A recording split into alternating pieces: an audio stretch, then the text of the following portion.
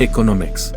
Entendiendo la influencia política, económica y macroeconómica del mundo en tu día a día.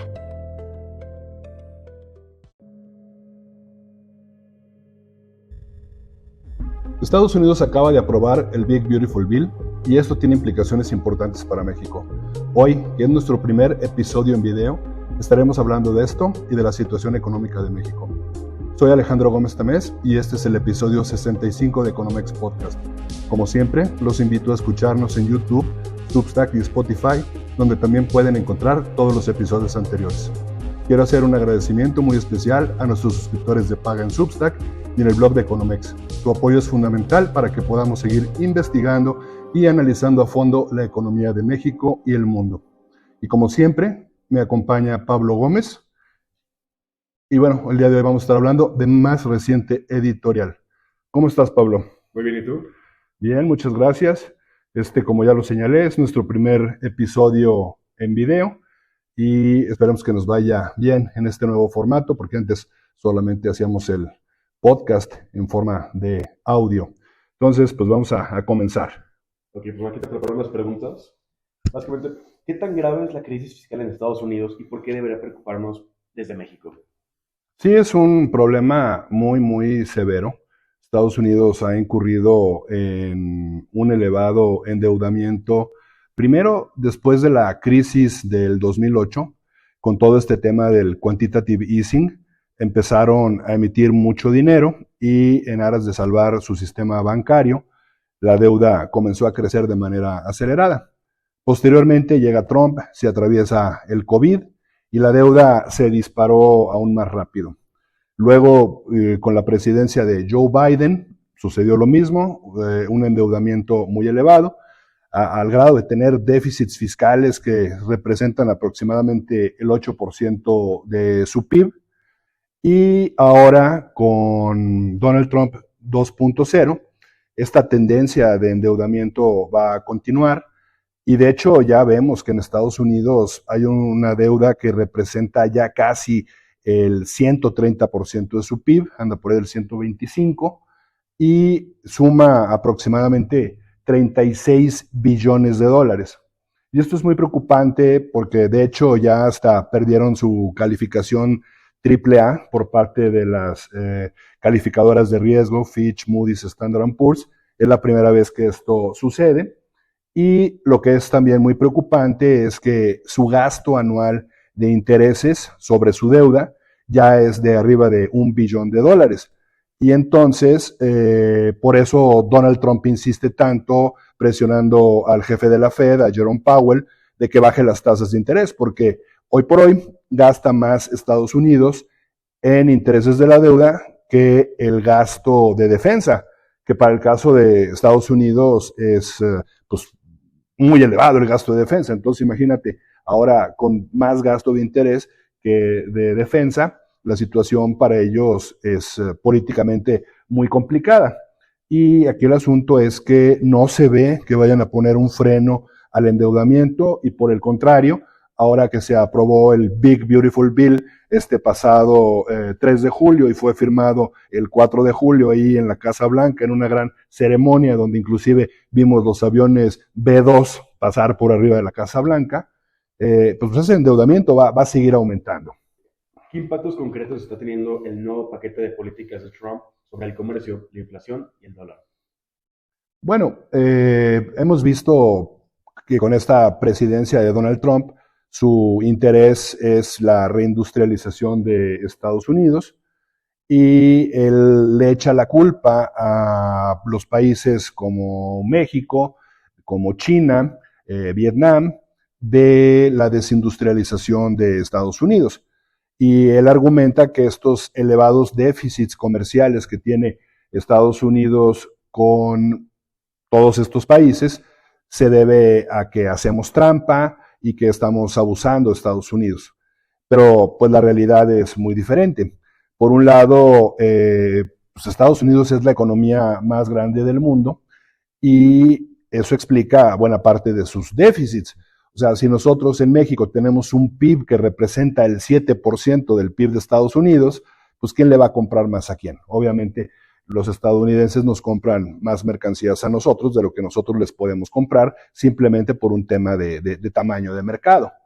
Entonces, sí, hemos visto todas estas amenazas arancelarias. Por un lado, puso el arancel del 25% por el tema del fentanilo y la migración. Sin embargo, posteriormente se matizó y hoy por hoy tenemos que lo que cumpla reglas del TEMEC está libre de este arancel del 25%. Lo que no cumple reglas del TEMEC sí tiene que pagar este arancel. Y por otra parte, pues eso provocó que mucho de lo que antes no cumplía reglas del TEMEC, porque pagaban un arancel del 1 o 2%, pues ahora que es 25%, sí se han movido a cumplir reglas del TEMEC. El otro tema es el automotriz, donde sí hay un arancel del 25%, pero esto solamente aplica para la parte del auto que no sea de Estados Unidos. Por lo tanto, si tú tienes un carro que es 60% de origen fuera de Estados Unidos, pues el arancel sería el 60% del 25%, entonces te daría un arancel como del 15%.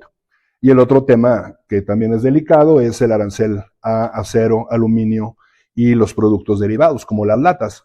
Y en ese sentido ya tenemos un arancel del 50%. No sabemos qué va a pasar con la revisión del TEMEC, que debe quedar antes del 1 de julio del 2026. Se habla de que estaría empezando en la segunda mitad de este año. Sin embargo, pues no hay claridad, no tenemos fechas y es un foco de mucha incertidumbre causada desde Estados Unidos, que sumado pues a la incertidumbre que los propios mexicanos hemos generado con la reforma al Poder Judicial y demás, pues ha paralizado la inversión productiva en nuestro país. ¿Y en qué posición está México ante una posible renegociación del TEMEC? ¿Y cómo nos afecta a nosotros la política arancelaria de Trump? Bueno, estamos en una posición débil. Hay muchos temas a comentar, muchas sensibilidades. Una de ellos, pues, es la cuestión de nuestro comercio con China, porque en el 2024 nosotros le vendimos a Estados Unidos la cantidad de 513 mil millones de dólares y les compramos 251 mil millones de dólares, lo que nos generó un superávit comercial de 262 mil millones de dólares. Pero con China, el año pasado, nosotros les vendimos solamente 10 mil millones de dólares, les compramos 130 mil millones de dólares, lo que nos ocasionó un déficit comercial de México con China de 120 mil millones de dólares. Aquí el asunto es que Estados Unidos argumenta que de estos 513 mil millones de dólares que les exportamos, pues los 130 mil millones que compramos de China, ahí están directa o indirectamente. Entonces nos acusan de triangular productos chinos como si fueran mexicanos o inclusive de falsear las reglas de origen. Decir que un producto es mexicano cuando no cumple reglas de origen porque tiene componentes chinos. Y entonces tenemos otras sensibilidades.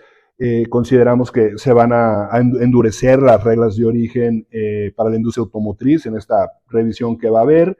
Desde luego está pues, todo lo que hizo López Obrador en materia energética y su disque política de soberanía energética, eso nos lo van a echar en cara. Creo que van a apretar más las políticas laborales y el tema de salarios para que en México sigan aumentando. Y existen también, bueno, pues la desaparición de los organismos autónomos, hay violaciones en la política de competencia, en medidas sanitarias y fitosanitarias, y todos estos temas van a estar ahí en la mesa de negociación y por lo tanto podemos esperar que va a ser muy, muy complicada, pero esperemos que, dado que Estados Unidos reconoce que México es un aliado estratégico geopolítico, que la negociación llegue a buen puerto. Y ya para terminar este punto, con respecto a tu pregunta de cómo le ha afectado a México la política arancelaria de Trump, pues hasta ahorita los datos más recientes, que son los que tenemos a mayo, las exportaciones mexicanas han seguido aumentando, traen un incremento del 3.4%, aunque las automotrices sí traen caída, pero se han compensado con otras exportaciones. ¿Y por qué? Pues por lo que comentaba hace un momento, si se cumplen reglas de origen del TEMEC, podemos seguir vendiéndole a Estados Unidos todos los productos que no sean aluminio, acero y automotriz, todo eso puede mandarse a Estados Unidos libre de arancel. México tiene, o sea, bajo desempleo, pero una economía estancada. ¿Tú cómo explicarías esta paradoja y qué riesgos conlleva? Sí, es muy importante este tema. El dato más reciente es de que México registró un desempleo de 2.7%, lo cual pues, es inclusive más bajo que Estados Unidos. Estados Unidos trae un 4.1%. Aquí el asunto es que México, como no tiene una red de seguridad social y hay tanta gente en la informalidad y no tiene, muchas personas no tienen ahorros, entonces muchas de estas personas si pierden su empleo hoy, se ven forzadas a encontrar otro empleo de inmediato. Entonces no se pueden dar el lujo de quedarse 15 días, un mes, 2 meses desempleados, sino que hoy pierdo mi trabajo y pues mañana me salgo a vender macetas en la esquina o a lavar carros. Y entonces llega el INEGI y dice, ¿está usted desempleado? No, fíjese que ando lavando carros, no estás desempleado para el INEGI.